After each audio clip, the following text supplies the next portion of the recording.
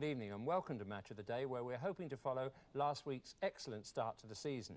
The matches certainly whet the appetite. From Anfield, league champions Liverpool, under Joe Fagan's new management, take on European qualifiers Nottingham Forest, who, despite minor rumblings this week, put Manchester United in their place at Old Trafford. What a feast to set before a man on his return from holiday, such as commentator Barry Davis. I'm afraid the sun is rather struggling to follow me here. It's a cold, blustery afternoon, but the atmosphere at Anfield is as warm as ever. And the crowd doubtless hoping that Forest will adopt the same positive attitude as they did last season here, when the match between the two produced 7 goals and a real thriller.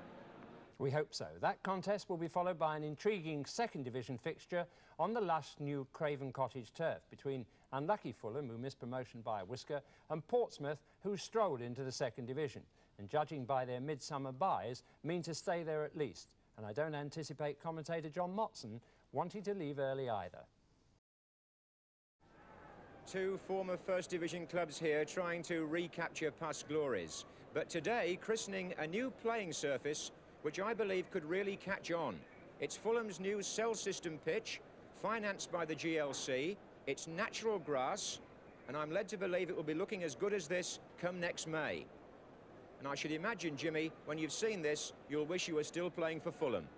It does too, John. Believe it or not, though, a few nights ago, I even dreamt I was playing for Fulham at the age of 55. Well, away from dreams to the harsh reality of today's disappointing news. Serious crowd trouble has again damaged football's reputation with violent scenes after Chelsea's match at Brighton. Chelsea chairman Ken Bates calls the offenders mindless scum, while Brighton's Mike Bamber wants them jailed for at least 5 years. So it's straight to Anfield for the action for the game between Liverpool and Nottingham Forest. Let's join the 31,000 people there and commentator Barry Davis. Michael Robinson, signed from Brighton and Hove Albion for $250,000, is the only one of Joe Fagan's new boys making a home debut. And so the team is unchanged from last Wednesday, when victory at Norwich brought their first win in 10 matches. That's running last season into this. It's been an interesting week for Nottingham Forest. They took on and beat the cup holders, Manchester United, on Monday. And now, with an unchanged side, they take on the league champions. That gives an indication of the conditions. The trees just outside the ground at Anfield.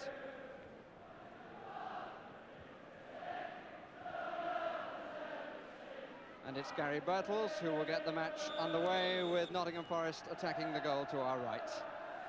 Forest in their change strip of yellow. First field of the ball for Hans van Breukelen.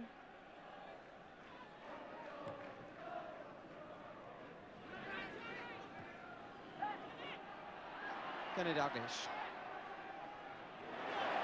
Beautiful turn around Steve Hodge and a nice nutmeg.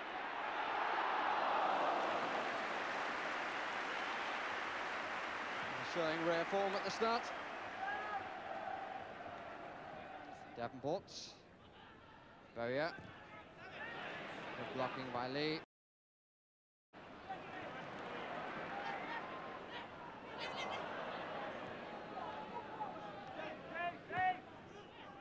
Dalglish.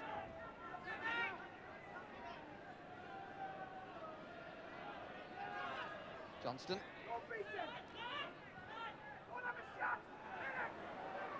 8 Forest players back. Even when he makes a mistake, he recovers to do something useful.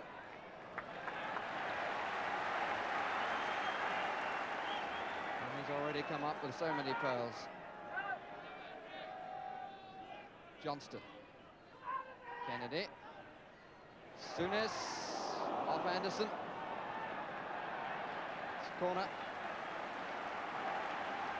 And he loves to strike them from the edge of the box like that.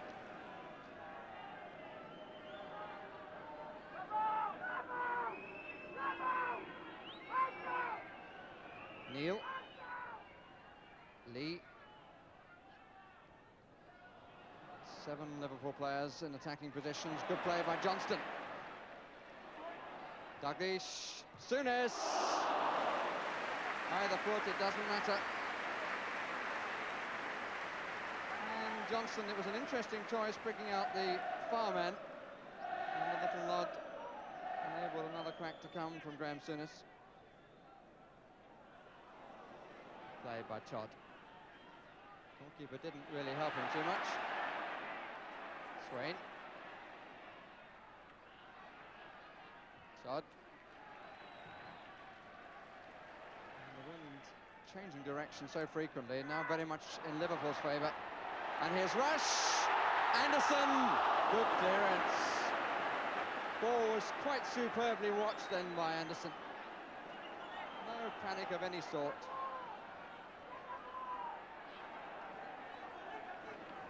Joe Fagan sitting in the director's box for the first time in over 20 years at Anfield.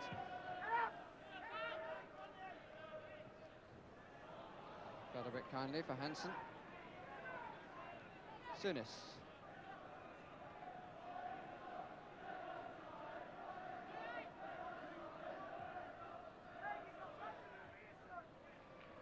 Swain.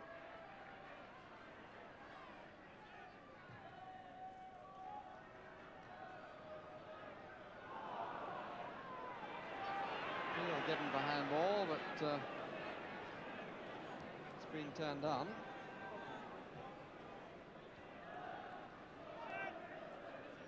Souness. Hansen.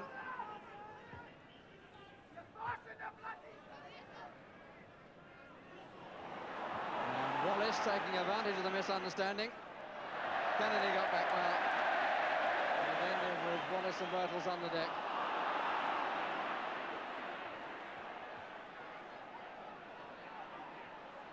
Wallace, and here's Davenport with a real chance.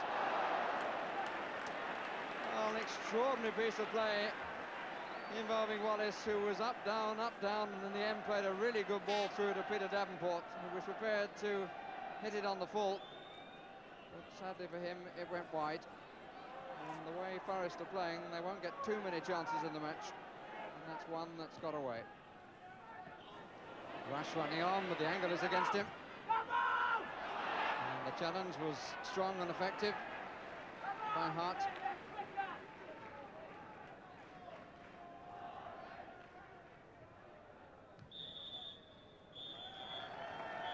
And we come to the end of what became an increasingly frustrating half for Liverpool, who had so much possession but never forced Van Breukelen into action. The 8 men in front of the Dutch goalkeeper of Nottingham Forest, protecting him extremely well. So it's a story not unknown in these matches involving Nottingham Forest, who have often come here to defend. But at least the former manager, Bob Paisley, will not be sharing the frustration, because he's already on his way to Denmark to spy on Liverpool's European Cup opponents. He had to get the earlier plane in order to see the match tomorrow, but before leaving he was able to pop into the ground to collect the Manager of the Year award. The 6th time he had received the trophy, and he was given a tumultuous welcome.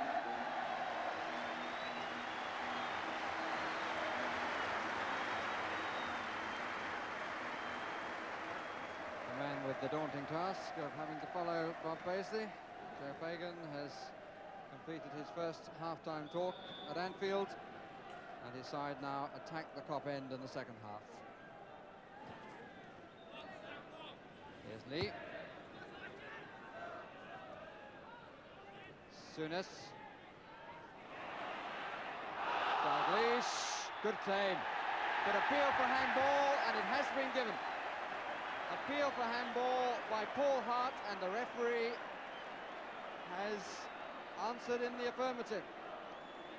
A penalty it will be. There was a great shout from the crowd. The referee is being invited by Ian Bowyer, the captain of Nottingham Forest, to consult the linesman. But Mr. Lovett,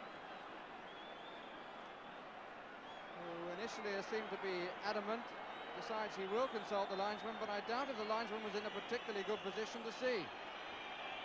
Through no fault of his own, Hart was facing this way. But the decision is offside. The start of the attack, offside before, and so in the end, Forest, if you like, escape.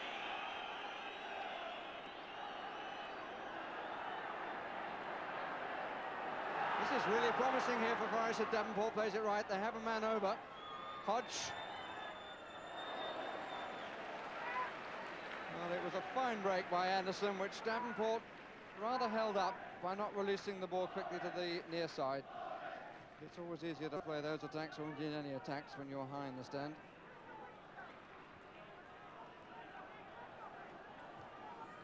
Two-thirds of the match have gone. And it's still 0-0.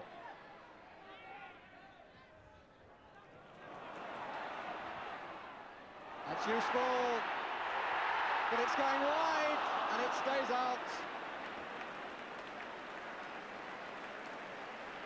How could it have got away? He's done it so many times from that sort of angle, and it's gone in. But this time, having been superbly fouled by Souness, the ball refused to duck inside the far post, and the follow-up was to no avail.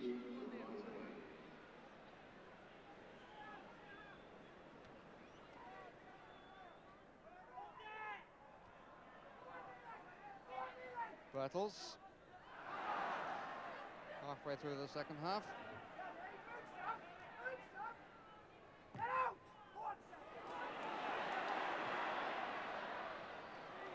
Rush. Dalglish, but Robinson hadn't run on. Dalglish was expecting him to make the diagonal run. Oh, that could be a disaster! Saved by the crossbar. Great turn. But he won't get anything. And Hansen's back pass towards an empty goal. But there was enough bounce on the ball for the crossbar to save Liverpool, Grobbelaar and Hansen. And I don't really think you can blame Grobbelaar for that, because Hansen did not look.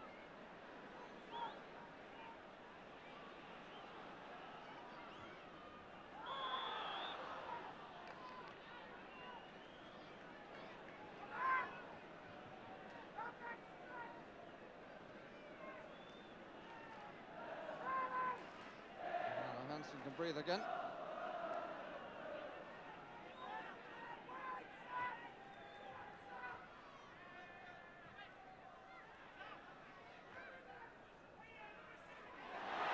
Rush, well taken, penalty. Check by Todd. And the pace of Rush was enough to produce the verdict. He was a bit sharper than Todd could have believed. And the ball just went away, and Todd made contact with the foot to the despair of Brian Clough and colleagues on the bench. And Joe Fagan's side had the chance on the penalty spot that it seemed they were going to get in the first minute of this half. Phil Neal to take, 6 times successful last season.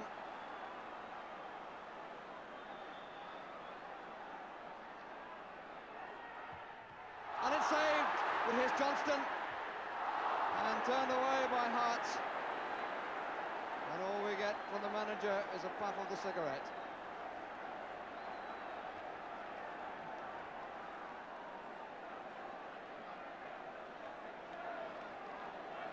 Well, he's following Bob Paisley in one thing. He doesn't show great animation. Kennedy. Screwed off the side of his boot.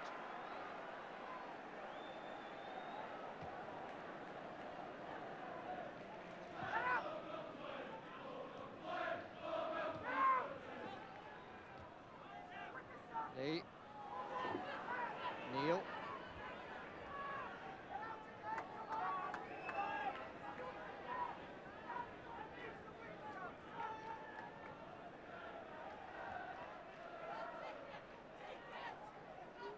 Neal.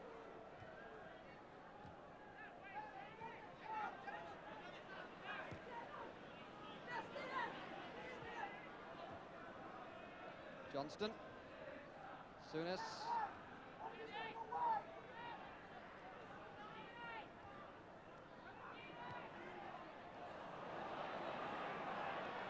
Nippy Hodge again. Grobbelaar enjoying himself. And there's no great rush for him to get back. Here's Douglas.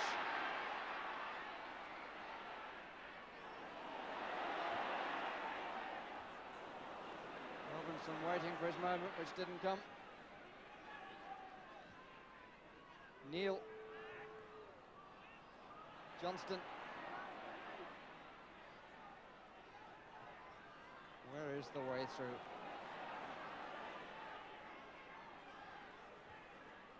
Neil.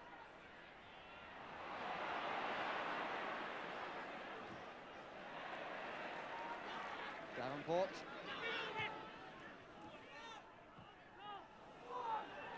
If he can collect that. Liverpool will have to hurry, which they do. Birtles comes and then goes away. Here's Wallace. Here's Birtles. And it was a missed kick by Birtles. By Wallace rather, and Birtles flipping it over. And Robinson is replaced in his home debut. Another man he was keeping out of the side, Dave Hodgson.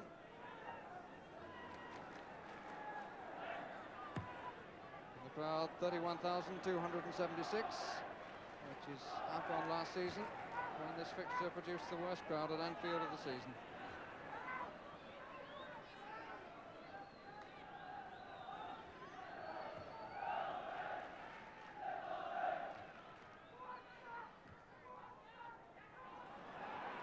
Straight on by Dalglish to Rush, and it's in at last. And how curious,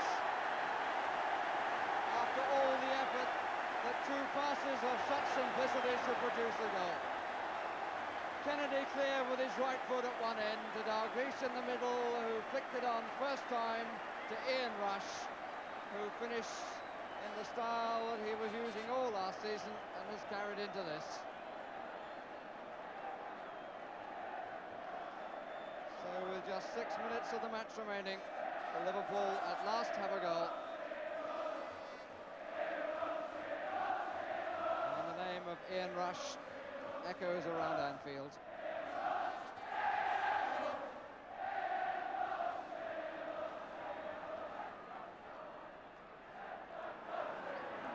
As though he's going to start his home career with a victory.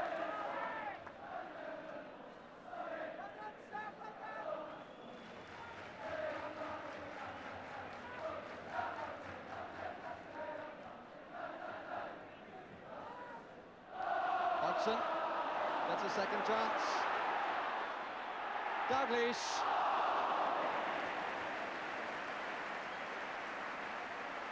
He will know better than anybody that he should have got one on target.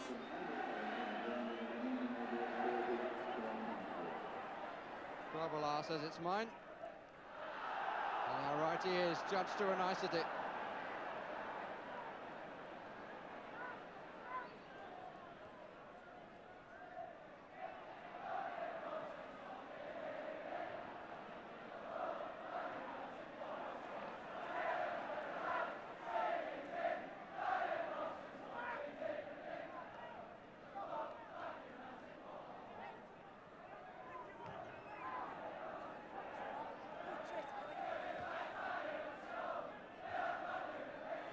Dalglish.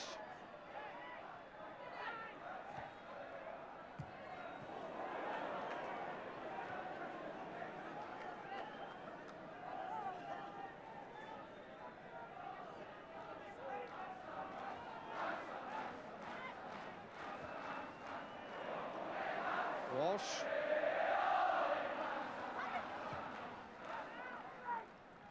Davenport, who was missed in the first half,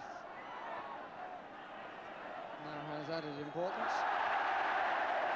Wallace.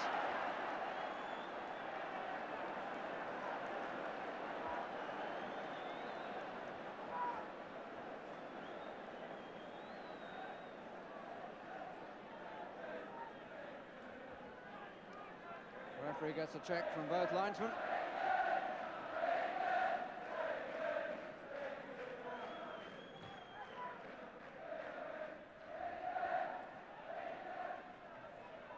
Hart.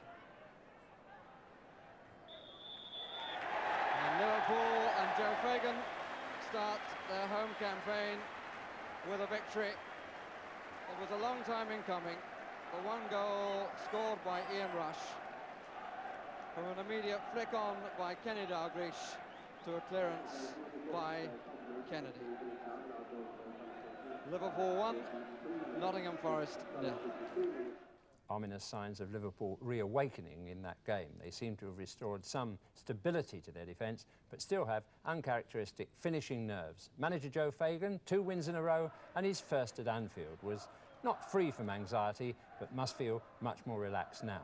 While his opposite number, Brian Clough, was obviously determined to keep a clean sheet in more ways than one. Tonight, it's reported he's ready to pledge himself to Forest forever, despite his recent criticism of his board's policy. Well, Fulham's new turf caught the eye at Craven Cottage. Nothing to tidy up there as the 22 players took to the field. Both the home team and newly promoted Portsmouth had players with the ability to exploit it. Your commentator is John Motson. Malcolm MacDonald hasn't bought a player in almost 3 years as Fulham manager, and his lineup today reflects the faith he has in the club's youngsters. In goal, 20-year-old Jim Stannard is preferred to Jerry Payton, and there are 3 19-year-olds. Number 2, Paul Parker, takes over from injured Jeff Hopkins. At number 4, there's a league debut for John Marshall in preference to Sean O'Driscoll, and at number 11, Peter Scott gets his chance because Ray Lewington is ruled out. By contrast, Portsmouth have spent around £700,000 on 6 new players in the last 15 months. Number 3, Richard Money, and number 9, Mark Hateley, the latest signings by a manager who's back on familiar ground today, because Bobby Campbell was in charge at Fulham for over 4 years. The referee is Dennis Brazier from Northampton, and he gets underway the first Football League match on Fulham's new cell system surface. Portsmouth are wearing blue shirts and white shorts. Here's Webb at number 7. Behind him is Ellis, the fullback. Both sides lost their opening league match last Saturday. And there's Biley, number 10 for Portsmouth.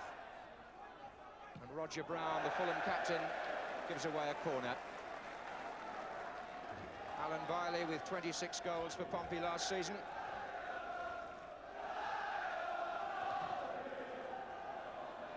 And Hateley is the threat there. Tony Gale got the ball out. Mark Hateley, who cost £190,000 from Coventry once the tribunal had adjudicated on the fee.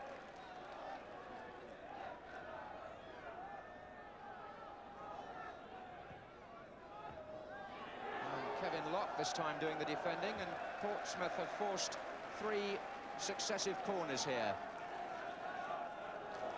This one to be taken by Alan Rogers,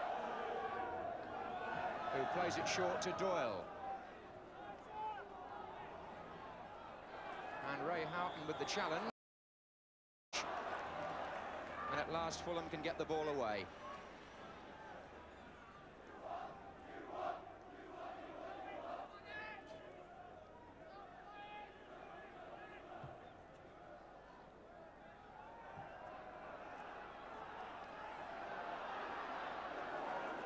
There's quite a gale blowing around Craven Cottage this afternoon. That's not a pun on the Fulham number 6, by the way, but the wind could play quite a part here.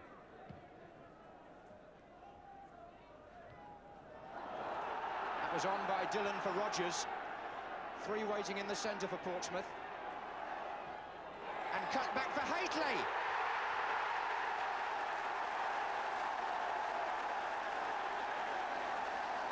And Portsmouth, to the chagrin of Jim Stannard, reaped the benefit of a very powerful start.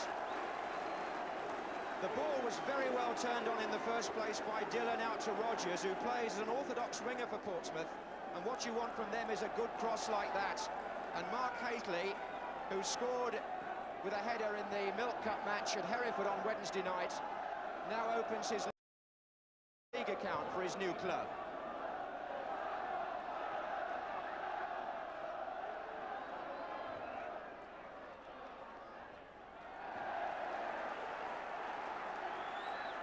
His father, Tony, was a fine header of the ball, and he's developed the same way.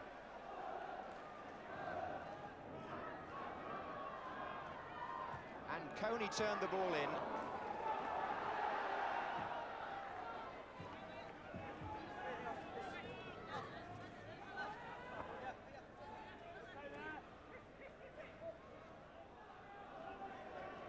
It's Houghton with the throw for Fulham.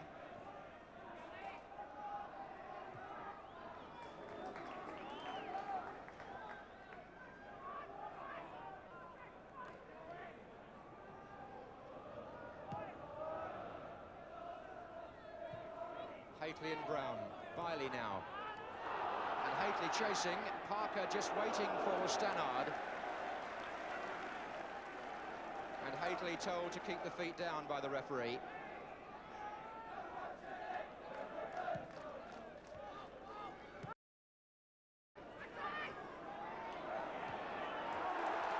And Portsmouth moving well. This is Biley. Dillon's making ground in the centre, so is Hately! And he could so easily have had his second. This time it was Webb that started the move in midfield, through to Biley. And as he made progress down the right, Hately came tearing in at the far post, but didn't quite get the contact he wanted. And Fulham have made a shaky start against some progressive play by the away side.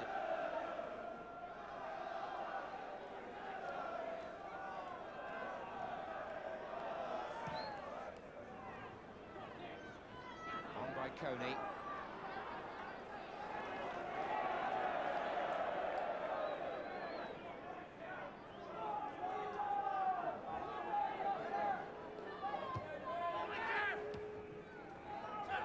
There's Houghton. Davis is to his left. Wilson.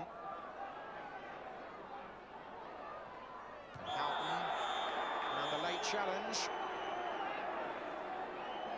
Wilson was the player who was heavily tackled. And the referee not wasting any time here in booking Mick Tate.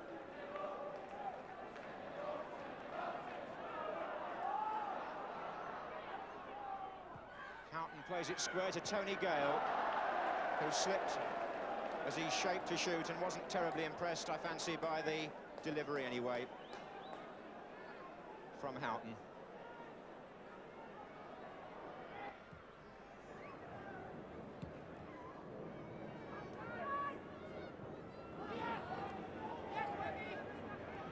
Headed by Webb.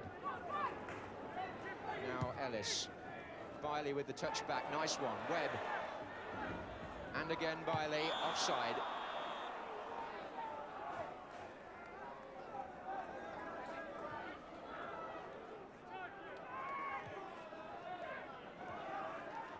Here's Locke.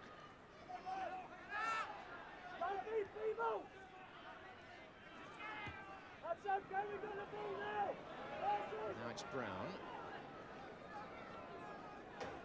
Marshall wide on the right. Wilson coming through the inside right position. Portsmouth caught a little square. Came off Tate.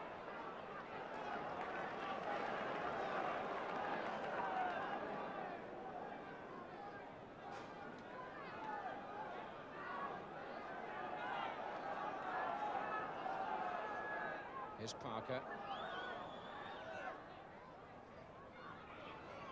And now Houghton. Well, that's a fine run by Ray Houghton. It was Tate who stopped him and Webb who cleared, but he threatened to go through the pack there. Parker. And the wind again having an effect.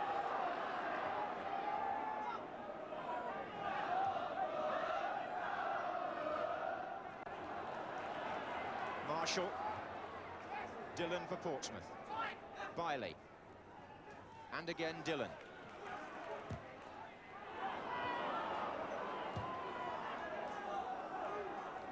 Hately to Webb.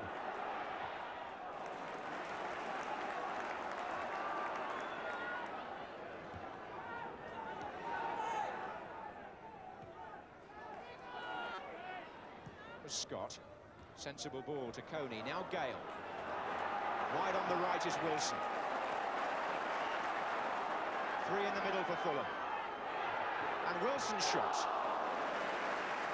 Well, Ray Harford, the Fulham coach, was saying to me before the match that the plan today was to get Robert Wilson through the Portsmouth ranks whenever possible.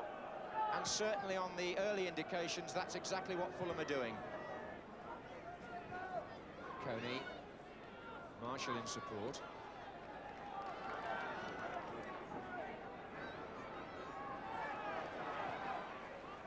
Here's Gale. And now Locke. Oh, Gale was checked there. Haitley and Doyle were coming across him, and it's given Fulham a chance to get Roger Brown up on the far side. Locke picks out Houghton. And Locke again. And Fulham had committed plenty of players to attack, so here's Houghton again. Biley having to get back. Weight of numbers there in the Portsmouth half. Eventually forcing the corner. And Brown tries to reach it. And his... Oh, Coney with the shot. And he's not having the best of luck, Dean Coney, these days. Indeed, you have to go back to last October when we covered a match at Newcastle to find Dean Coney's last league goal. It's 28 second division matches since he scored. And on that occasion, as Scott was shaping to hit it, he did his best, did Coney, and was just too high.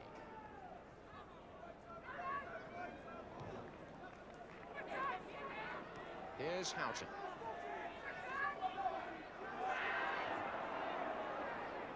Way over on the right is Marshall.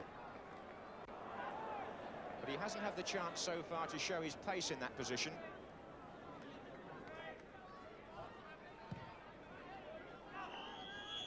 Well, Portsmouth's coach arrived rather later than usual at Craven Cottage today, but they wasted no time once they got out there. They lead at half-time with a goal scored by Mark Haitley after only 3 minutes.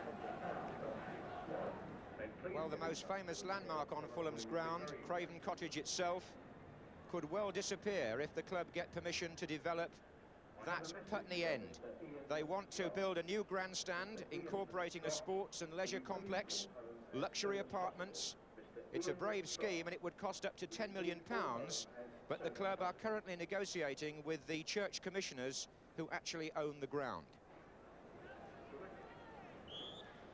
My early impressions of the new pitch at Fulham suggest that it's quite the opposite to the synthetic surface at Queen's Park Rangers, in that the ball on this pitch tends to hold up rather than run on. So it's worth teams thinking about playing the long pass over the opposing defence, because if you don't get offside, as Haitley did there, you might find the ball slow.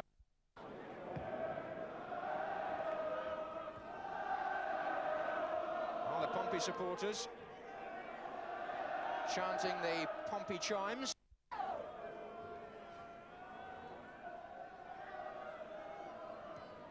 Parker forward. Coney with the touch. That was Tate. And again, but neither of his clearances found a colleague. Portsmouth still sitting on this 1-goal lead. Davis for Fulham. Marshall. Foul was by Hazelwood.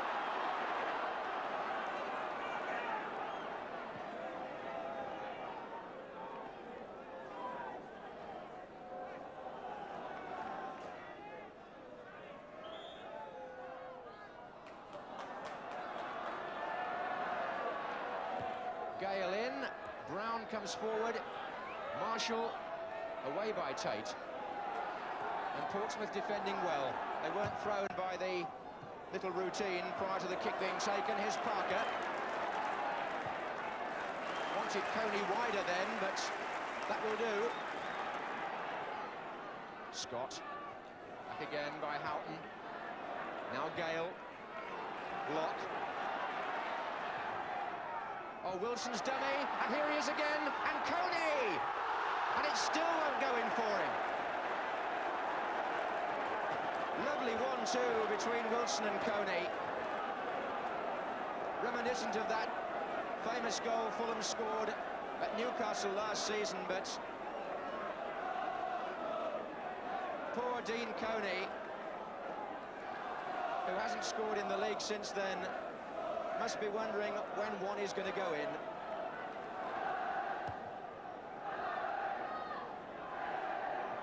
There's Locke. And Houghton. Coney and Davis to his right. Scott also moving forward. It's Tate's header out. Here's Marshall. That struck Dillon. There's a good chance there. And Tate stops Davis inside the 6-yard box.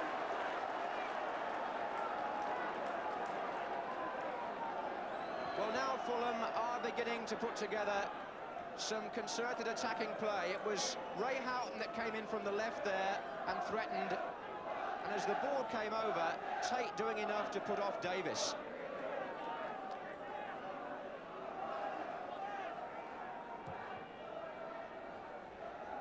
Biley with the flick. And now Webb for Portsmouth. Looks very assured on the ball. That was Ellis forward to Biley, who's onside.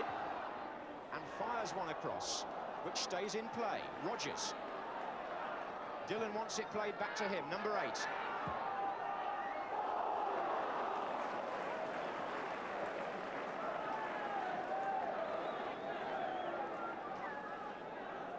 What Fulham have to be careful about as they go chasing the game, a goal down. Ray Harford on the bench will be aware that a counter-attack from Portsmouth could sew the match up for them. Marshall. Locke. Wilson's made a good forward run. Number 8 didn't run for him though, the ball.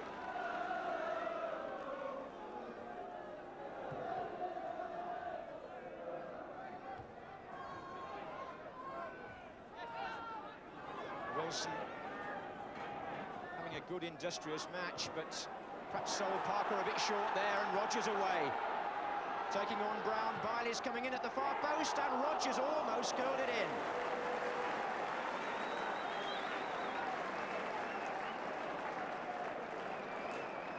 In fairness to Parker, he wasn't given the best of chances by the pass from Wilson, and Rodgers got away. Whether he was aiming for Biley or whether he was aiming to curl it inside the far post, he will know, but he certainly didn't miss by very much. And we've been playing for an hour. Here's Haitley.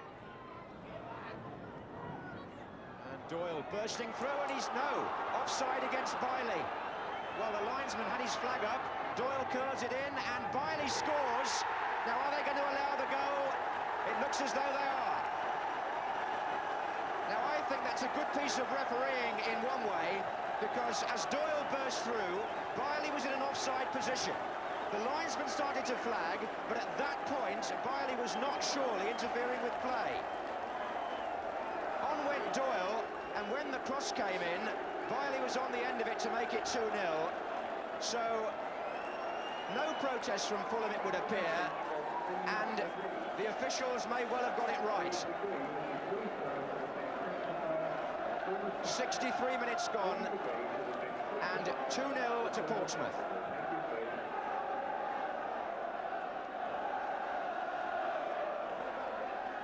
Turn back to Houghton by Wilson.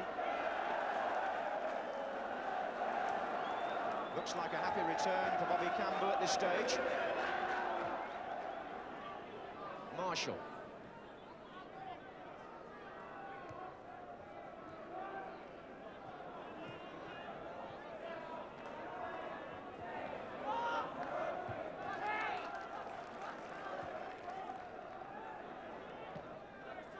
There's Biley. And Money. Players who've had good First Division experience. Here's Dillon, another one, and Haitley. Dillon once more, number 8. Rodgers, Dillon, and Biley's in the centre, offside. you look in this Portsmouth team, they may have just come out of the third division, but they're experienced as individuals, and Fulham make a substitution late in the day. Only about 5 minutes to go, and Dale Tempest to replace Dean Coney.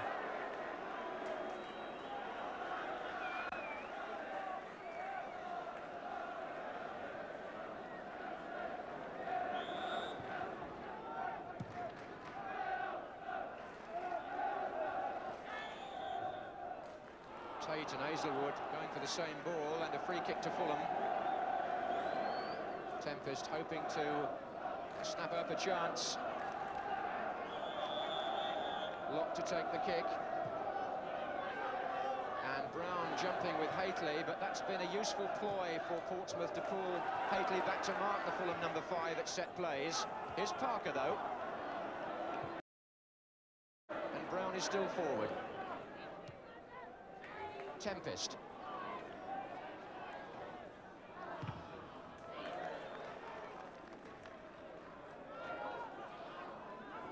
Houghton. Gale. Houghton again. It opened up there for Houghton,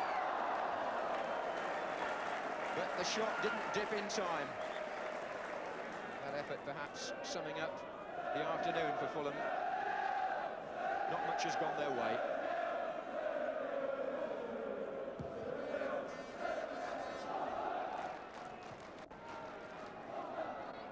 Webb. Chipped across for Bailey. Oh, nicely done by him. Came off him again.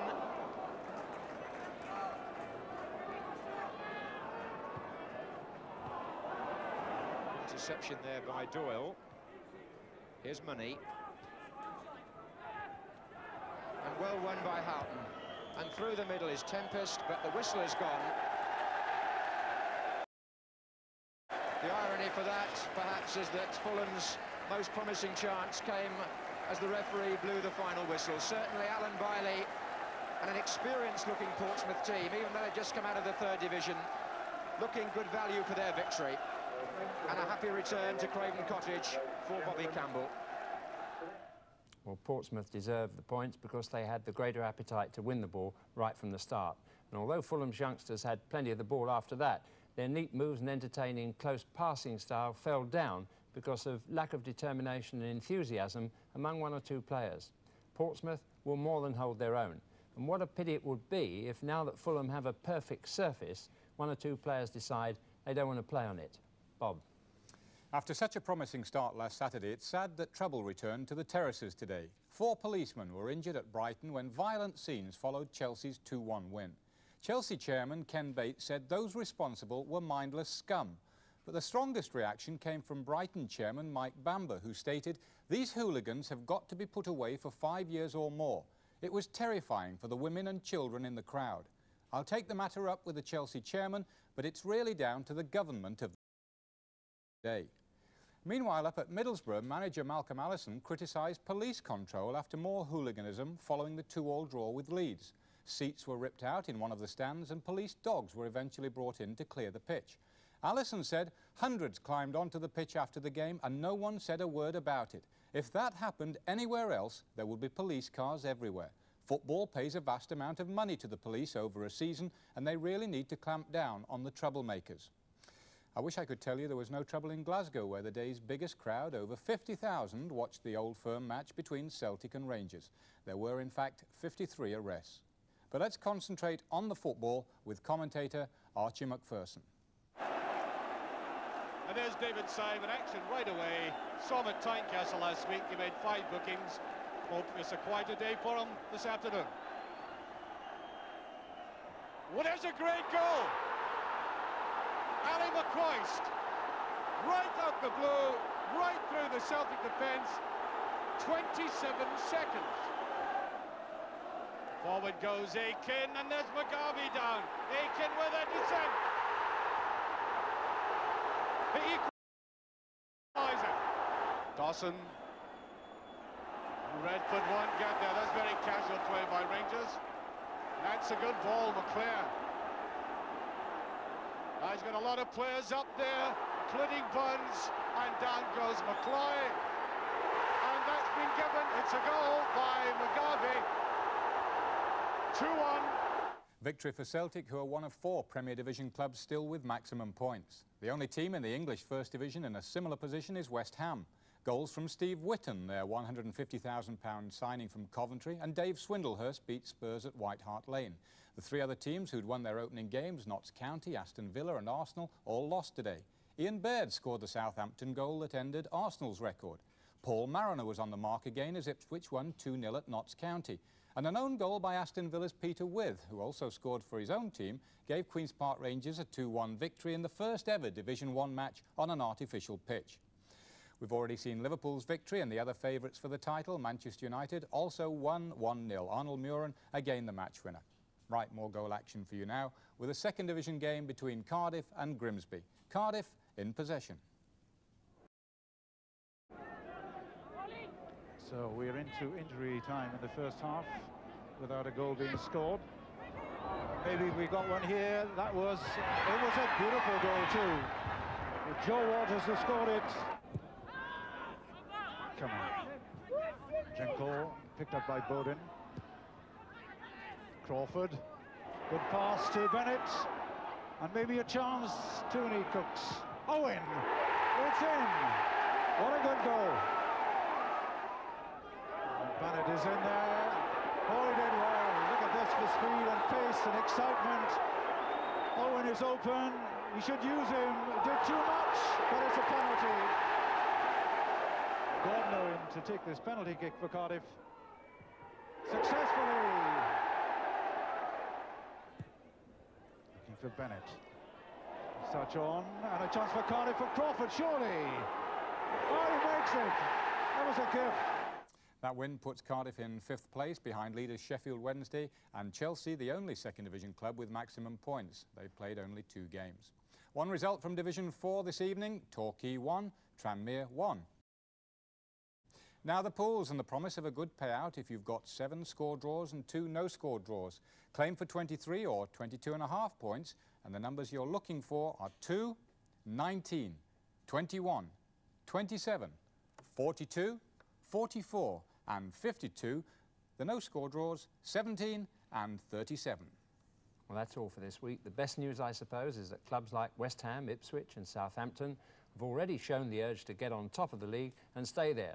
And the worst, the continual destruction of our national game as a spectator sport by the hooligan element in our society. It's been around for 20 years now. Perhaps one day the talking will stop and we'll really do something about it. And then perhaps we'll all be free to enjoy goals like this in peace at all grounds. Good night. Doyle curls it in and Biley scores. Straight on by Dalglish, the rush. And it's in at last.